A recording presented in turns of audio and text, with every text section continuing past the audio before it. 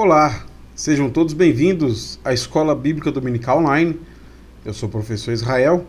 É um prazer tê-los aqui para esse tempo de aprendizado sobre o livro do profeta Ezequiel. Chegamos à lição de número 6. A lição de número 6 vai tratar sobre as parábolas do livro de Ezequiel. Antes de começar, deixa eu lhe fazer algumas considerações importantes.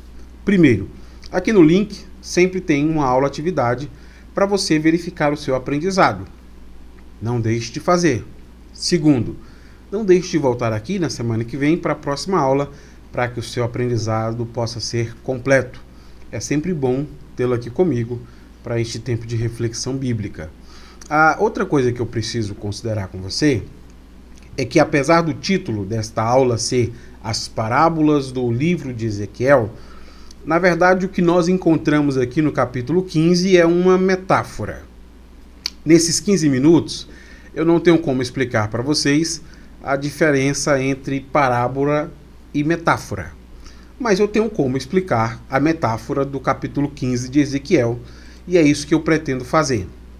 Eu pretendo oferecer a vocês explicações sobre esta metáfora que aqui aparece. E para nos auxiliar a desenvolver este assunto, eu quero dividir a minha aula em 4 sessões. Na primeira sessão, eu quero falar para vocês e explicar sobre a metáfora do julgamento, a metáfora que será contada aqui no capítulo 15. Na segunda sessão, a interpretação da metáfora, que é feita pelo próprio profeta. Na terceira sessão, as implicações teológicas desta metáfora e concluir então a aula com uma aplicação. Se você precisar, aperte pause no vídeo, assista novamente. A minha intenção é que este conteúdo possa lhe auxiliar no seu aprendizado. Tudo bem? Vamos começar então com a primeira sessão, a metáfora sobre o julgamento. E para a gente entender a metáfora, vamos começar lendo a metáfora. Ela aparece para a gente do versículo 1 ao versículo de número 5. Vamos ler? Recebi esta mensagem do Senhor. Filho do homem, como comparar uma videira com uma árvore? Acaso a madeira da videira é útil como da árvore? Pode ser usada para fazer objetos, como ganchos para pendurar vasilhas e panelas? Não. Ela serve apenas como lenha, e mesmo assim queima depressa demais. As videiras são inúteis, tanto antes como depois de serem lançadas no fogo. Nós não sabemos o que foi que provocou essa metáfora, mas descobrimos que o versículo 1 nos diz que essa metáfora surge a partir de uma mensagem que o Senhor quer comunicar ao seu povo. E a metáfora começa perguntando sobre o destino de 2 ramos, o ramo da árvore e o ramo da vinha ou da videira. Estes ramos ou galhos, chame como você preferir, possuem ambos as mesmas utilidades? O galho da árvore e o galho da videira servem os dois para as mesmas coisas? Essa pergunta aparece de forma bem objetiva. Para que serve o galho de uma vinha? E para que serve o galho de uma árvore? Bom, eu tentei ilustrar isso a vocês para deixar assim de forma bem clara a metáfora do profeta. Daí na imagem aparece para vocês de um lado o galho, o ramo ou galho de uma árvore. E o profeta diz o seguinte, olha, os ramos de uma árvore servem para fazer objetos. E ele ainda ilustra objetos como ganchos para pendurar vasilhas e panelas. Já o ramo da videira, ou os galhos da videira, servem apenas como lenha. E aí do outro lado você tem aí o galho da videira, que serve apenas como lenha. Mesmo assim, se for queimado como lenha para fogueira, queima depressa demais. Ou seja, a metáfora diz para a gente assim de forma muito clara que haverá 2 destinos diferentes para os ramos, tanto da videira quanto o ramo da árvore. O ramo da videira não tem utilidade, mal serve como combustível. Já o ramo da árvore pelo menos serve para algumas utilidades domésticas. Numa casa, os ramos de uma árvore podem ser usadas para fazer coisas diversas. Bom, percebe então que esta é a metáfora que o profeta Ezequiel está nos contando. A partir desse momento, então, na segunda sessão, ele vai aplicar essa metáfora. Ele vai exatamente explicar o que é este ramo da videira e o que é este ramo da árvore, o que significa esta ilustração que ele está utilizando. E ele faz isso do versículo 6 ao versículo 8. Vamos ver a interpretação que ele traz, a metáfora que ele mesmo coloca? Assim diz o Senhor soberano: os habitantes de Jerusalém são como videiras que crescem no meio das árvores do bosque, porque são inúteis. Eu os lancei no fogo para serem queimados. E se escaparem de um fogo, providenciarei outros para consumir. Quando eu me voltar contra eles, vocês saberão que eu sou o Senhor. Deixarei a terra desolada, pois meu povo foi infiel a mim. Eu, o Senhor soberano, falei. Esse momento é aquele momento constrangedor em que essas pessoas descobrem que a metáfora diz respeito a eles. Se essa vinha, se esse ramo da vinha não servia para quase nada antes de ser queimado, imagine depois de ser queimado. E a interpretação que o profeta traz é bem clara. Yahvé está dizendo que essas pessoas residentes de Jerusalém são estes galhos de videira. Eles não servem para nada. É importante percebermos isso, porque essa não foi a parte mais chocante para aquelas pessoas.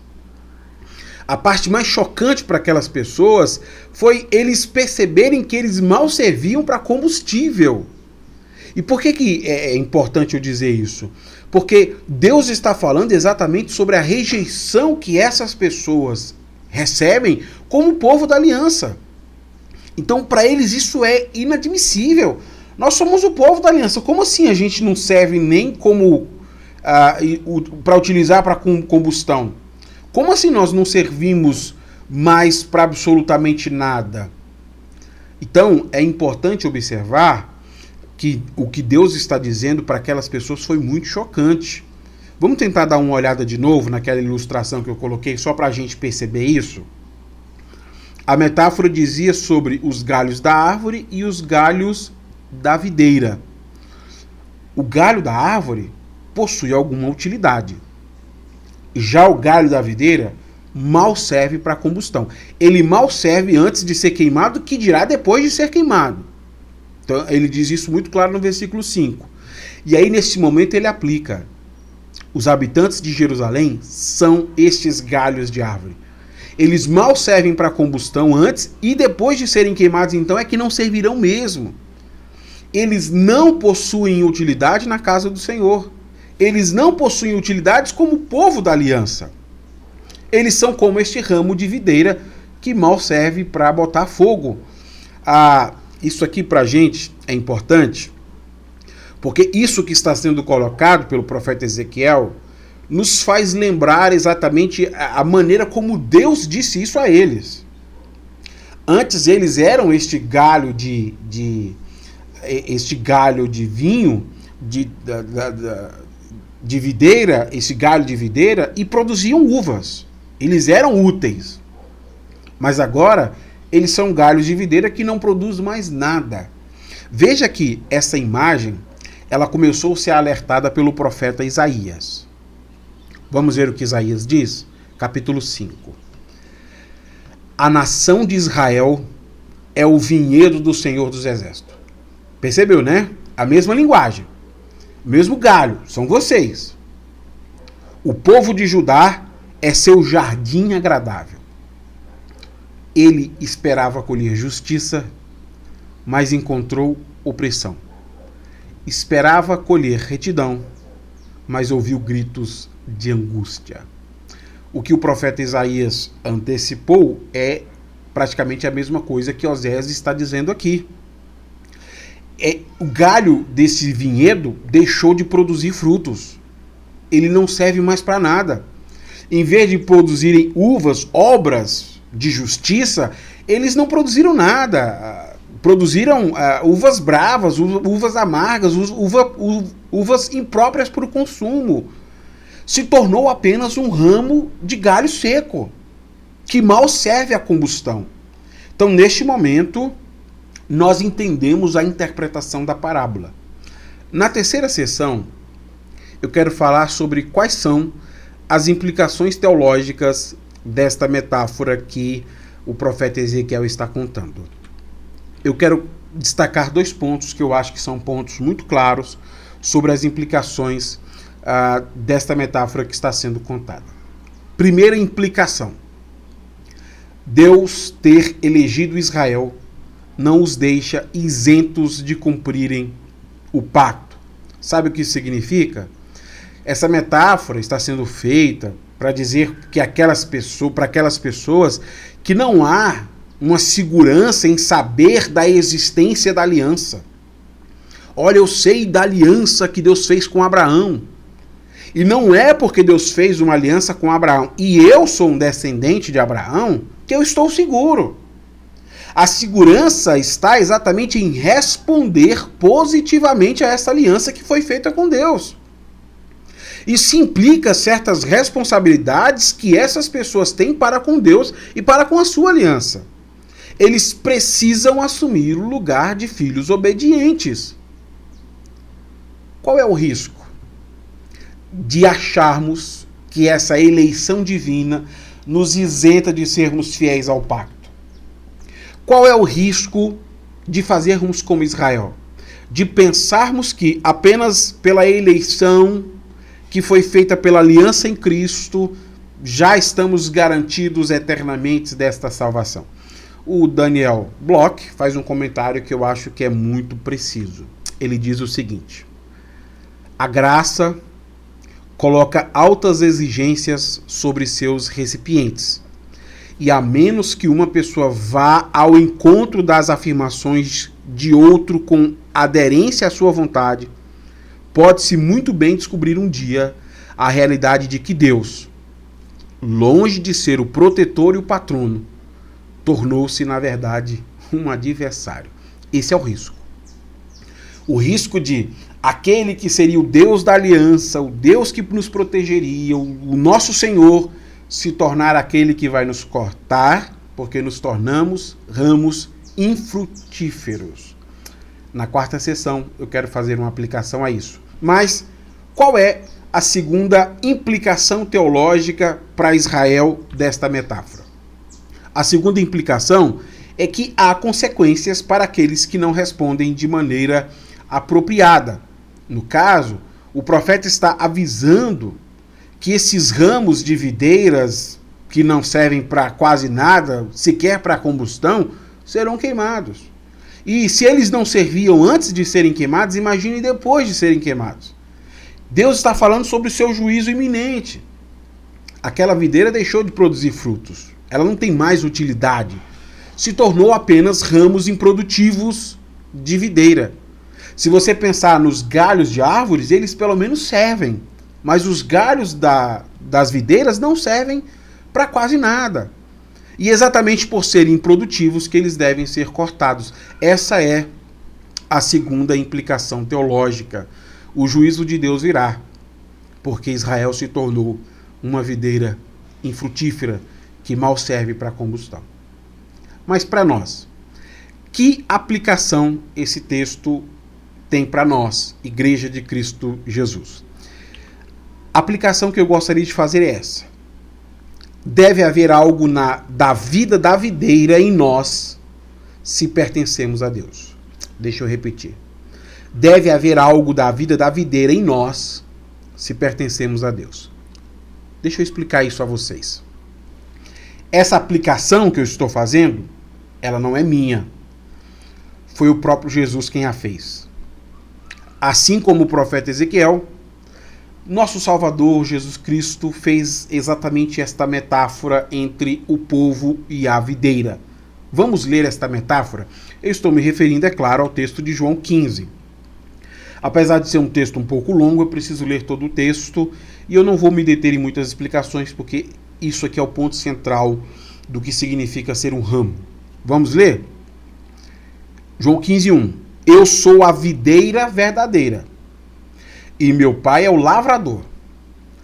Todo ramo que estando em mim não dá fruto, ele corta. Todo ramo que dá fruto, ele poda para que produza ainda mais. Vocês já foram limpos pela mensagem que eu lhes dei. Permaneçam em mim e eu permanecerei em vocês. Pois, assim como um ramo não pode produzir frutos se não estiver na videira, que no caso aqui é Cristo, vocês também não poderão produzir frutos a menos que permaneçam em mim. Olha o texto como continua. Sim, eu sou a videira. Vocês são os ramos. Quem permanece em mim e eu nele, produz muito fruto. Pois, sem mim, vocês não podem fazer coisa alguma. Quem não permanece em mim é jogado fora, como um ramo imprestável, e seca. Esses ramos são ajuntados no monte para serem queimados. Você consegue perceber como Jesus capta exatamente a metáfora do profeta Ezequiel? Assim como Israel foi constituído como uma vinha do Senhor, nós fomos constituídos como ramos de Cristo. Cristo é a videira, o tronco. Nós somos os ramos desta videira. E Deus, o Pai, é o jardineiro. O que prova que um ramo está na videira e que este ramo vai permanecer na videira são os frutos produzidos por este ramo. Não ser apenas um ramo que não produz frutos. Aqueles que afirmam que são ramos de Cristo e não produzem frutos, eles estão desqualificados. São os frutos produzidos pelos ramos que dizem que estes ramos não serão cortados, juntados e queimados. A mesma metáfora de Ezequiel. Mas e talvez você esteja se perguntando: o que são esses frutos?